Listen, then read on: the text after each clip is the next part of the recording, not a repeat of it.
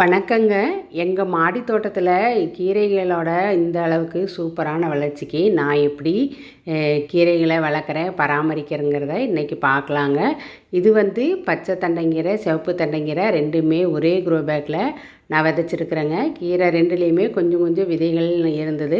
சரி, பெரிய க்ரோ பேக்காக இருக்குதுன்னு கொஞ்சம் கொஞ்சம் போட்டுட்டேன். ரெண்டுமே சூப்பராக முளைச்சி வந்துருச்சுங்க.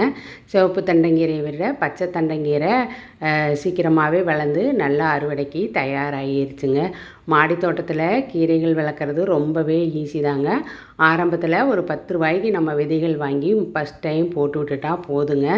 அதுக்கப்புறமா அந்த விதைகளை வச்சே நம்ம கீரைகள் நம்ம வளர்ந்து அதிலிருந்து உதிர்ற விதைகள் மூலமாகவே கீரைகள் தானாகவே முளைக்குங்க, களை செடிகள் மாதிரி. அது இல்லைனாலும் நம்ம ஒரு செடியை விட்டுட்டோம்னா அதிலிருந்து விதைகள் சேகரித்து அடுத்தடுத்து நம்ம கீரைகள் விதைச்சிட்டே இருக்கலாங்க. மாடி தோட்டத்தில் நம்ம மற்ற காய்கறிகள் விளைவிக்கிறோமோ இல்லையோ, கீரைகளாச்சும் விளைவிச்சிட்டோம்னா வாரத்தில் 2 முறையாவது நம்ம இப்படி ஆர்கானிக்காக வளர்த்த கீரையை பொரியல் செஞ்சு சாப்பிட்லாங்க. உடம்புக்கு ரொம்பவே நல்லது.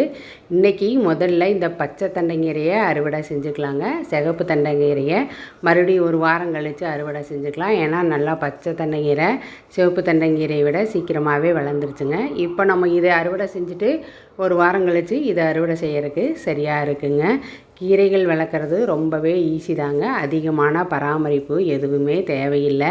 நம்ம ஒரே ஒரு டைமு நம்ம மண் கலவையில் உரம் கலந்து விதைச்சாவே போதுங்க. 20 நாளையிலேயே நம்மளுக்கு கீரை அறுவடை கிடைக்கிறதுனால இடையில எந்த விதமான உரங்களும் கலக்க வேண்டியதில்லைங்க.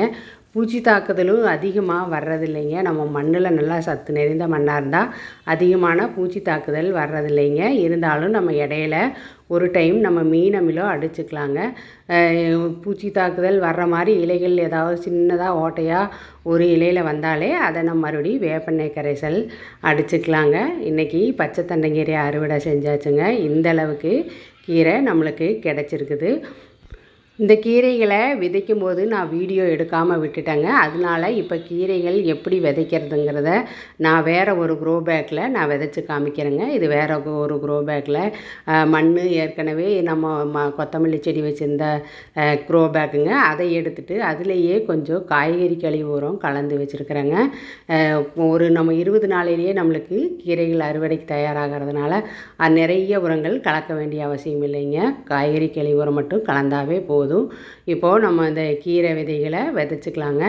கீரை விதைகள் எல்லா கீரை விதைகளும் ஒரே மாதிரி தாங்க இருக்கும். வித்தியாசமே கண்டுபிடிக்க முடியாது.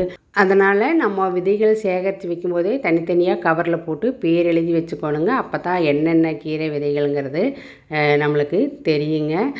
கீரையை விதைச்சிட்டு இது மாதிரி நம்ம மேலால் கொஞ்சம் மண் போட்டுக்கலாங்க. ரொம்ப அதிகமாக போட வேண்டியதில்லை.